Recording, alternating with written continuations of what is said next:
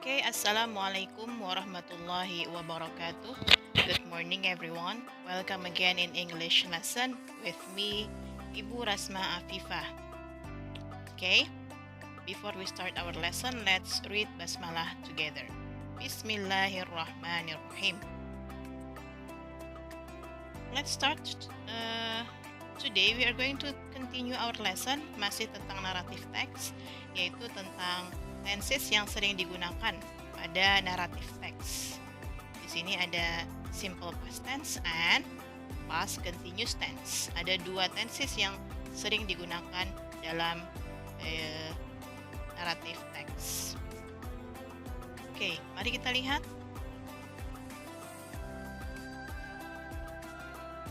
Simple past tense dan past continuous tense itu adalah tenses.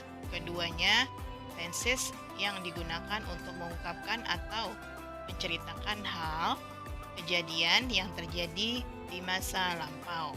Nah, kita belajar tentang narrative text, kita menceritakan kejadian di masa lampau. Lalu, apa bedanya?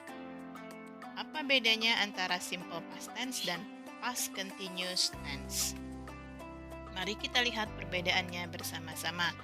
Oke, bedanya adalah dalam simple past tense, kalimat dalam bentuk simple past tense mengindikasikan bahwa hal atau kejadian yang diceritakan itu dimulai dan sudah selesai di masa lampau. Itu simple past.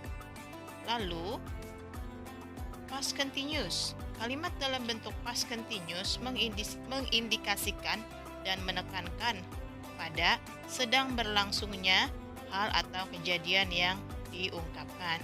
Ingat tadi simple past sudah selesai. Kalau past continuous penekanannya adalah sedang berlangsung, sedang terjadi. Mari kita lanjutkan. Contoh kalimat. Di sini, Rachel was cooking noodle when it began to rain. Rachel sedang memasak mie ketika hujan mulai turun. Nah, kalimat yang bagian pertama, bagian depan, Rachel was cooking noodle. Rachel sedang memasak nasi. Itu dalam bentuk past continuous. When it began to rain, ketika hujan mulai turun, itu dalam bentuk simple past. Artinya, ketika kejadian hujan mulai turun, Rachel was cooking noodle. Rachel sedang memasak nasi. Jadi penekanannya adalah pada sedang berlangsungnya Rachel memasak mie tersebut. Contoh kalimat yang kedua, when you called mom this morning, I was sitting beside her. Nah, kalau ini kalimat bagian pertamanya, bagian awalnya adalah dalam bentuk simple past. When you called mom this morning. Jadi kejadian menelponnya itu sudah dimulai dan sudah selesai hingga saat ini. I was sitting beside her. Nah, ketika kejadian itu, ketika kamu menelpon itu, I was sitting beside her. Saya sedang duduk di sampingnya. Nah, kalimat yang di bagian akhir, I was sitting beside her, itu penekanannya bahwa sedang terjadi, memang sedang duduk di samping mom. Itu ya. Berikutnya, pola kalimat dalam past continuous dan simple past. Tadi kalimatnya begini, Rachel was cooking noodle. Ini past continuous. Yang simple pastnya, when it began to rain.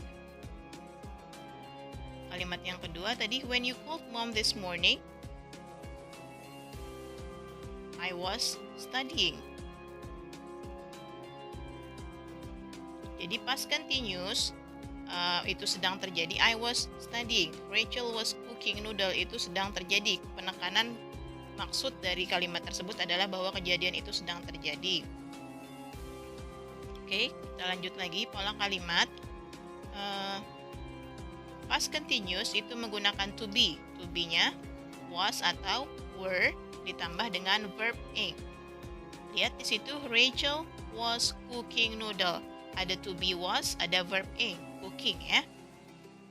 Lagi, when it began to rain. Nah, ini simple past. Simple past itu menggunakan verb 2 atau kata bantu did. Contoh kalimat berikutnya, when you called this morning, ini simple past menggunakan kata kerja kedua. I was studying. Di kalimat pertama, Rachel when it began. Began itu adalah kata kerja kedua. Kata kerja pertama begin. Nah, kalimat berikutnya when you called this morning. Nah, called-nya itu adalah kata kerja kedua. Kata kerja pertama dari called adalah call tanpa ed di belakang. Jadi dua kalimat yang Ibu lingkari itu adalah kalimat dalam bentuk simple past karena dia menggunakan kata kerja kedua. Lalu yang mana kalimat menggunakan past continuous? Lihat di sini ada to be dan verb ing. Rachel was cooking. Itu adalah kalimat dalam bentuk past continuous. Lalu di sini I was studying. Ada to be was dan ada verb ing. Kita lanjutkan. Nah, to be. Kalian sudah tahu to be? Nah, to be itu ada 3 macam. Untuk 3 tenses, ada to be present, past, ada to be perfect. Nanti kita belajar. Yang untuk sekarang kita akan belajar to be untuk past, khususnya untuk past continuous. Ada 2 macam to be. Gunanya adalah untuk melengkapi kalimat agar sesuai dengan aturan tata bahasa. Ada 2 macam to be, yaitu was dan were. Was, to be was digunakan untuk subjek I, she, he, dan it. Lalu to be were digunakan untuk subjek you, we, they. Contoh kalimat I. Karena ini kalimatnya dengan subjek I, maka to be-nya adalah was. I was studying. Kalimat berikutnya Rachel. Rachel itu dia perempuan, jadi bisa kita gunakan kata ganti she. Rachel was cooking noodle atau she was cooking noodle. Kemudian contoh kalimat menggunakan to be were. Di sini kita menggunakan we. We artinya apa? Ya, kita, boleh kami. Di sini yang pertama kita menggunakan subjek we.